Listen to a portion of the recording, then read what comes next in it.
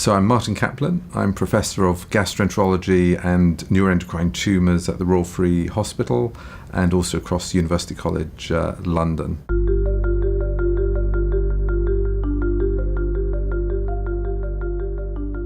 Neuroendocrine tumours can be found anywhere in the body. Most commonly, they're found in the intestine, the pancreas, and lungs, from the rectum to the cervix to the stomach as well.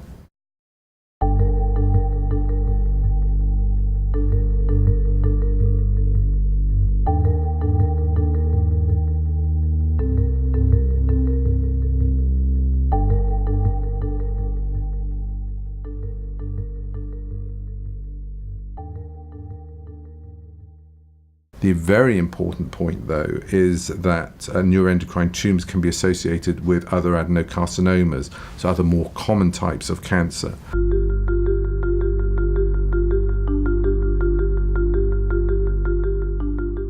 I was diagnosed 18 years ago with a small bowel carcinoid. I was diagnosed with a lung neuroendocrine tumour with lymph and liver metastases. 2.5 years ago, I had an emergency major surgery, and then it was discovered that I got secondary cancer in my liver. He said that the primary was in my bowel. I was diagnosed with a neuroendocrine tumour on my pancreas, which was a glucagonoma.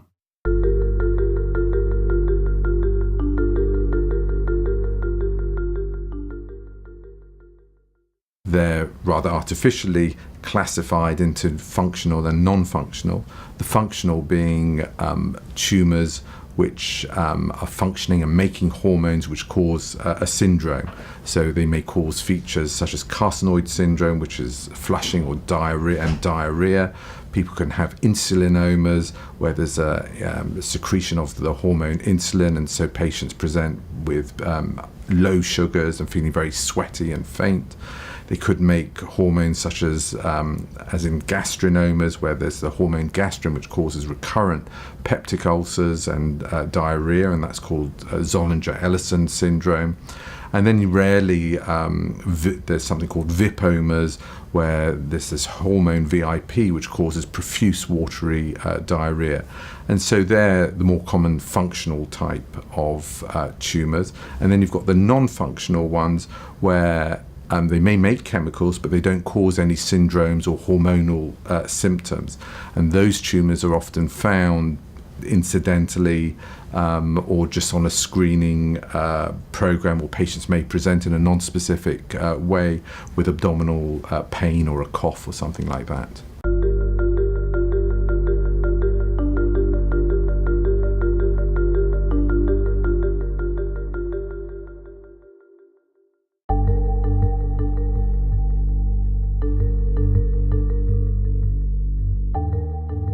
These tumours can be very difficult to diagnose, mainly because so many of the symptoms are rather non-specific. And the average time to diagnosis from when patients first have symptoms is anywhere between 2 to 7 years. Ultimately, you have to do a biopsy to confirm what type of tumour it is, to see how quickly the cells are growing. And there's a special stain that we do on all the biopsies called the Ki-67 stain, which actually lights up cells which are turning over actively. And so in neuroendocrine tumours, we do this Ki-67 stain, and that can show that actually the cells may only be turning over at 1 or 2%, which is very, very slow, let's say, compared to a lung cancer, which would have, if you did a Ki-67, would be 80%. And that shows you the difference in the biology between a low-grade neuroendocrine tumour and, for example, an aggressive lung cancer. And neuroendocrine tumours, in fact, are graded as G1, which is low grade, G2, intermediate grade, and G3, high grade, according to this Ki-67, which is very important in terms of understanding the biology for the individual patient.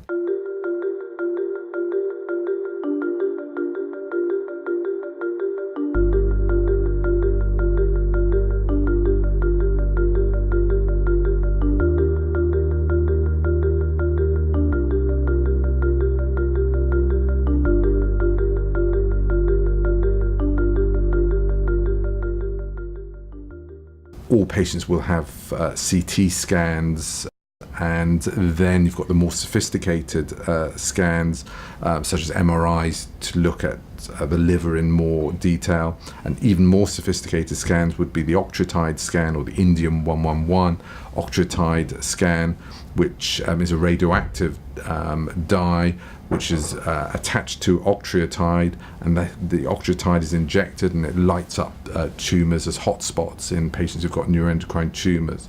And the advance from the octreotide scan in the most recent years has been the gallium-68 octreotide PET scan, which is just a more sophisticated form of imaging. The other type of PET scan is called an FDG PET scan, which is a very standard PET scan used in patients with many cancers. They're usually negative in patients with neuroendocrine tumours, except for the patients with a high grade, the more aggressive type of neuroendocrine tumours, where the FDG PET scan is a useful imaging agent.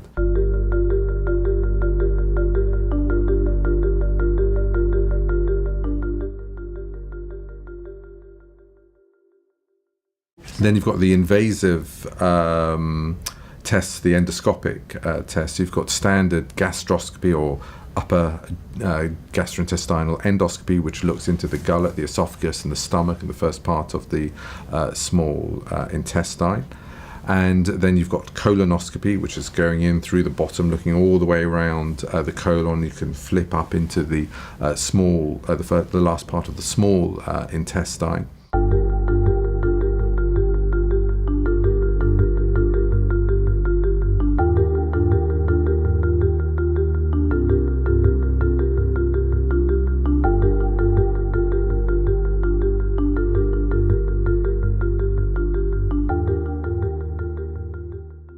So the first option for consideration in any patient with a neuroendocrine tumour is surgery, ideally curative surgery, but often, in fact, by the time patients have presented with neuroendocrine tumour, they already have spread of the tumour and they may not be able to have curative surgery.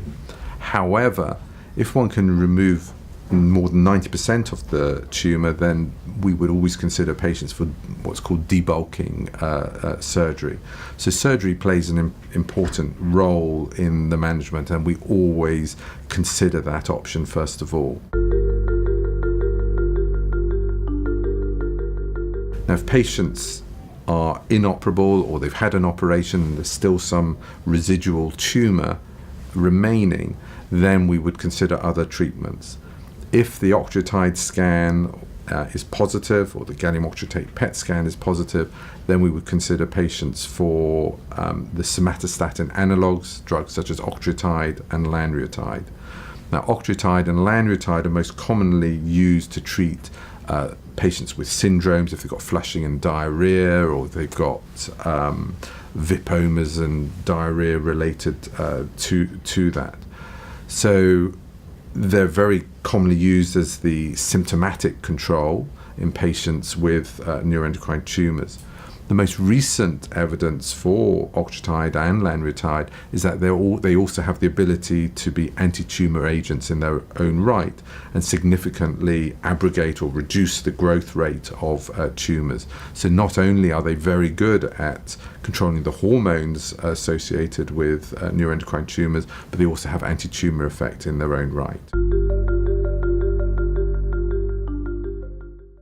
Other treatment options available include chemotherapy, but chemotherapy is only used in a small proportion of patients with neuroendocrine tumours, usually the more aggressive type of neuroendocrine tumour, but also they can be used in, for example, the pancreatic neuroendocrine tumours, which do seem to be sensitive to chemotherapy. And drugs such as streptozicin in combination with 5-fluorouracil, plus other agents, could be cisplatin or doxorubicin, may be drugs, chemotherapy drugs that are used. There's an oral chemotherapy agent called temozolomide, which is also increasingly being used. And for patients with lung neuroendocrine tumours, some of those patients may have chemotherapy agents called etoposide, again with cisplatin or carboplatin. And then the next group of treatment options are the liver-targeted therapies, where you've got transarterial embolization, which is cutting off the blood supply to the tumours in the liver. Occasionally one can do transarterial chemoembolization, where we'll inject a chemotherapy agent and cut off the blood supply to the tumours in the liver.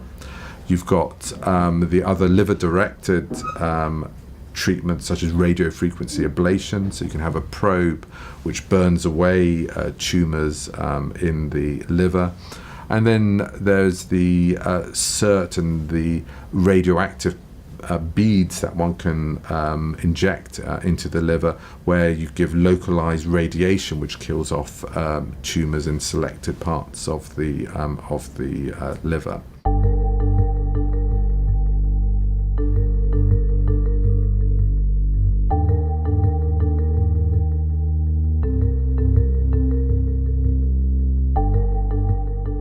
So there's a whole range of treatment options available, and they're not mutually exclusive, so you can go from one treatment option to another.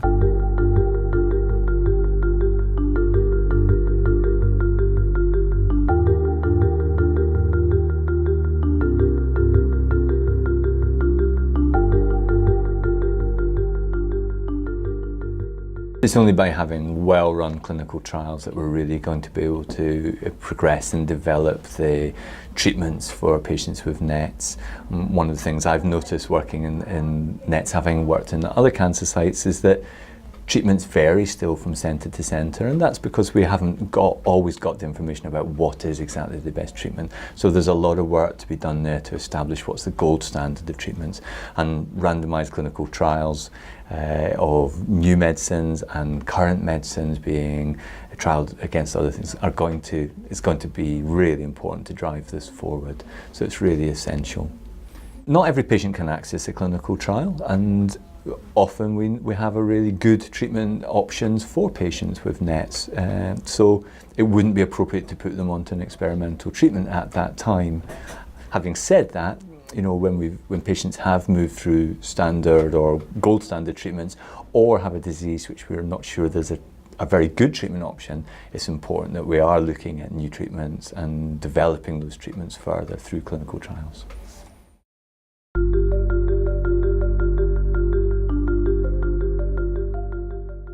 I think the potential impact on quality of life from neuroendocrine tumours is huge. So I think it's a wide range. That's the thing that took me a long time to work out, is how different all the patients are. So I think there are some patients who have a very high quality of life, and some of the studies would show that a number of them do, but it's clear that there is a big effect on many patients. So the sort of things I'm seeing are the real effects of overwhelming fatigue, some of the problems with diarrhea, flushing, and the impact that then those go and have in other ways. So many patients are having to change their working patterns, either giving up work or working part-time. I'm seeing patients who are changing their caring roles, so they may be realising they can't spend so much time with their children and working hard. So the impact is huge. So you take what might seem like a more straightforward symptom like fatigue, and you realise it impacts on every part of their life, work, social life, their sex life, intimacy with family and friends, all of those things.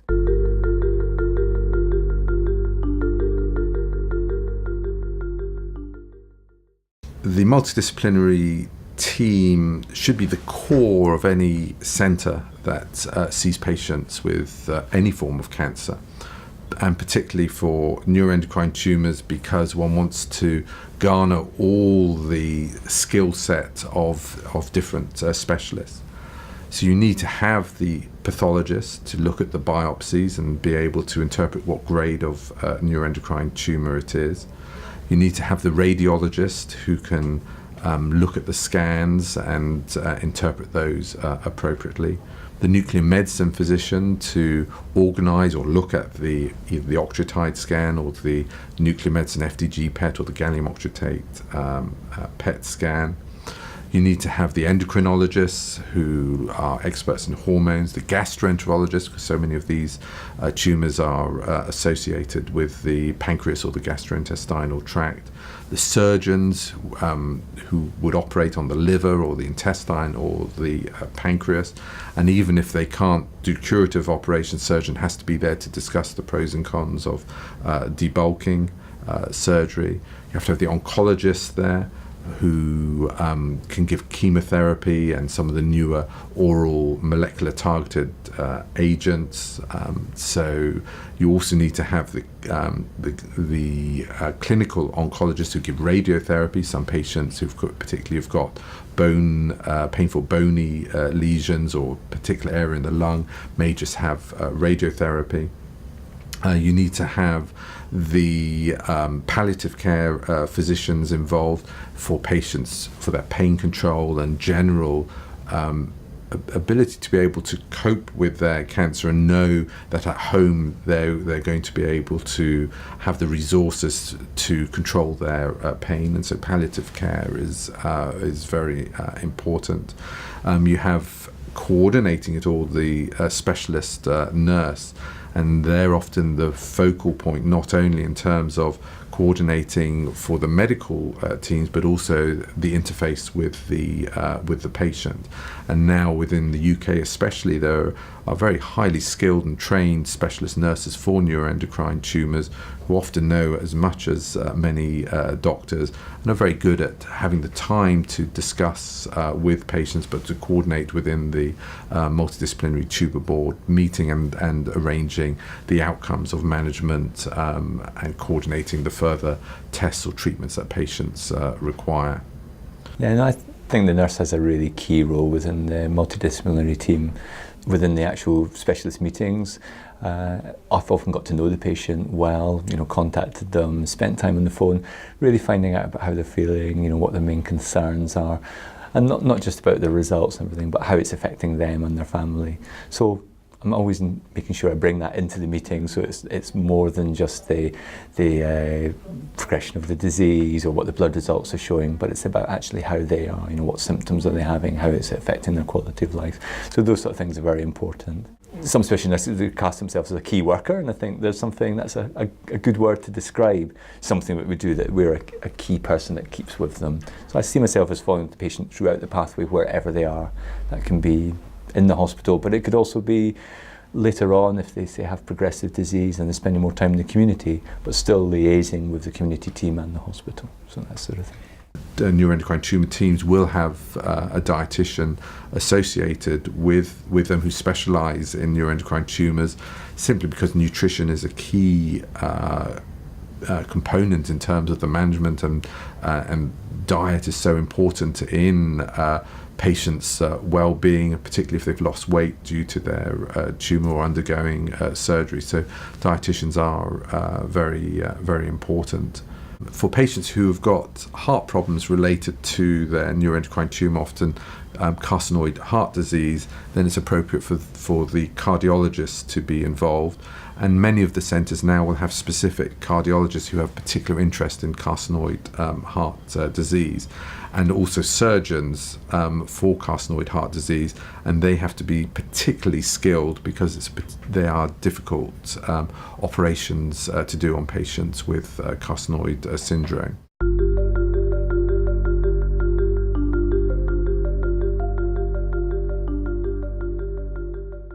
From diagnosis point of view, it I would say probably started in early 2002, if not 2001, where I just started losing weight. I had bloating, and for about two years, I had 7 hospital appointments, some of them were casualty appointments, and 9 doctor's appointments before I actually had a right hemiclectomy. So it was quite a long drawn out procedure with, it was diagnosed I had IBS, Crohn's disease, but no one ever scanned me. It went on for probably 2.5 years, with increasing weight loss, increasing sort of supplements to try and keep my weight up.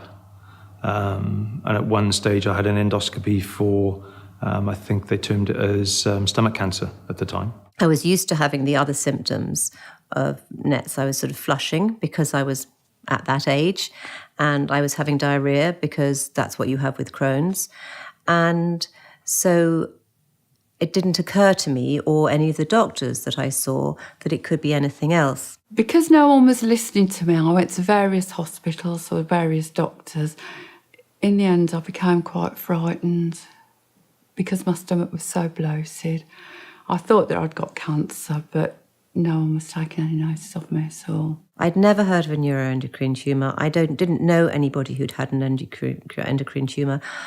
My GP had one similar case, not the same, slightly different, and nobody in the whole world seemed to know about it. After my emergency surgery, I saw the consultant, and he said, we've looked at the CT scan closely, also the MRI scan, and we've discovered that you've got lesions all over your liver. Unfortunately, you've got cancer, and we'll have to refer you to an oncologist, which was very, very frightening. I really thought that I'd only got a few months to live. I mean, to have a rare tumour is something within the neuroendocrine side of it, but then to have a very rare neuroendocrine tumour is even stranger, really, because the nature of the information that you can find out about it is very, very slim, to be honest.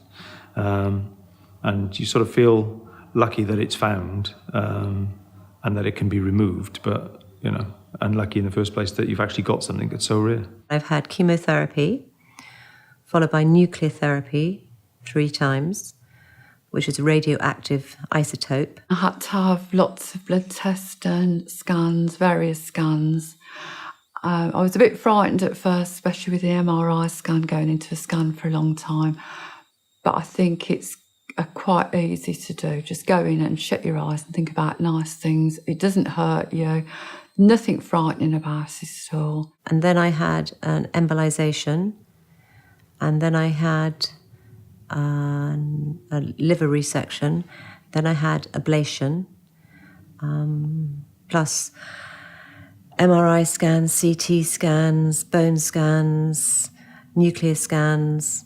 I have monthly injections which help to stabilise of octreotide. They help to stabilise the tumours and the disease. I also had to inject myself twice daily for a year with octreotide. You want any more? I also have sandostatin injections as well. The injections actually look quite big when you look at the needle, but they don't really hurt very much at all. And they appear to work. I don't plan beyond scans, but I do plan between scans. And actually that's really nice because I think about my life probably a bit more and take it less for granted. So in fact, most of what I do is what I want to do and choose to do. And even if you have to work, you can still choose, you still have choice in between. And I think often one just gets carried away by life. But now, because I think about it more, I think I have a better quality of life. When I had an understanding of what NETs meant, that there was treatment options, that there was other patients with a similar disease who were living long lives, it was as though a light was turned on and there was hope there and there's treatments available. And I felt totally different. At the beginning, I felt there was no hope. After I found out lots of information, then, you know, you can just get on with your life. Whilst you put a lot of trust in hospitals and a lot of trust in specialists, is to make sure that you make your appointments and, you know, to ask the questions so that, because it's those individuals' day job, they do miss things. They miss things that maybe are important to you. So you need to ask the questions. I need to take really a little bit of responsibility for your own care as well. I don't look too far ahead anymore. Perhaps a year ahead and no further than that, and try and enjoy everything that's going on rather than just think that everything's going to carry on endlessly and I'm going to go on holiday in a few years' time. I would rather do something now than wait while I'm feeling well. My advice would be for people to go to reputable sources of information, whether it be a specialist service that they're under, or the NET Foundation as well is a resource that can be utilised. Advice I would give to a new patient is be prepared. You might have some spells where everything's stable, but then you might go another time and things may have progressed and you might have to have more aggressive treatment. So be aware that you're living with a chronic illness and things could change. But if you're being well looked after, then you should have confidence in your team. Very slowly, you do learn to live with it and you process the information and you understand more about it. And in time, the fear does actually go. And at the time of diagnosis, you think you're going to be in this terror forever, but I'm certainly not. I'm not at all anymore. Obviously, when scans come up, your anxiety levels rise. But again, I keep in mind all the list of possibilities that are still available to me, even though I've had them once, that I could have again. The things that helped me was going to a specialist centre, asking lots of questions and getting the right answers, and looking on the Net Patient Foundation website and the forum was really, really helpful. But all the information on the Net Patient Foundation website was absolutely brilliant and really helped me lots. There's a lot more information that's available now. There's a lot more people that either I could talk to or family and relatives could talk to. But also the NET-Natter groups were quite interesting because there's a wide variety of people there with different formats of nets, with different experiences that have been going through the same sort of process for the last maybe 15, 20 years, really. I think if you allow the fear to gain hold of you, you miss out on living. If I'd known what I know now, I would have had more hope. And I think you really have to travel with hope, because in this particular disease, there is a lot of hope. And I come in contact now online with people, particularly online, who have had this disease for many, many years, in spite of feeling at the beginning that they weren't going to have those many years. And I think that would have really helped me through the first dark days. At the end of the day, you're in the situation that you're in. There is very, very little you can do about it. And you've got to carry on with the expectation of, it might come back. I might have to have another operation. But 2 operations later, from 2004 and probably beyond, and I'm still here. They give you very, very adequate painkilling relief now, and I think that's very important to know. So that, to be honest, although I had discomfort, quite severe discomfort at times, especially following the procedures, pain was always kept under control. And nausea is also very well kept under control with most people these days. And that's I would have liked to have known that before I started all the treatment, because fear was a great part of before I went into any treatment. I think if I'd known those things, it would have helped me. I think my advice to a newly diagnosed NETs patient, first and foremost, is never accept complacency. There are times when we will ask so-called experts, what should I do, where should I go?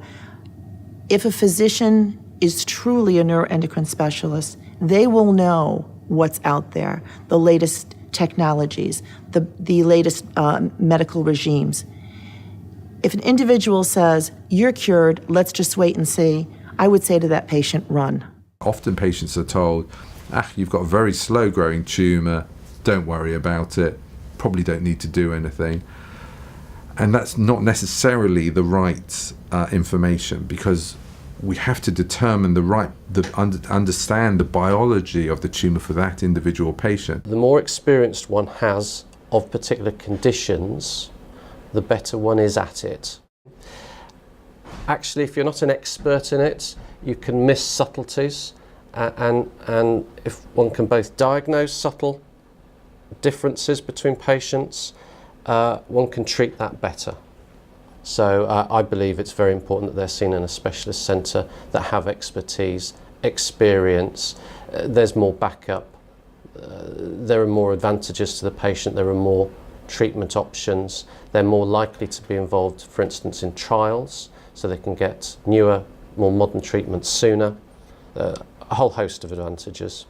One doesn't want to be so rare or so unusual that people are learning on you or about you. I know we're all individuals and unique, and all patients are individuals and unique, but one wants to be seen by a service that's used to dealing with that, because that's how they get the best outcomes. That's well known, well recognised.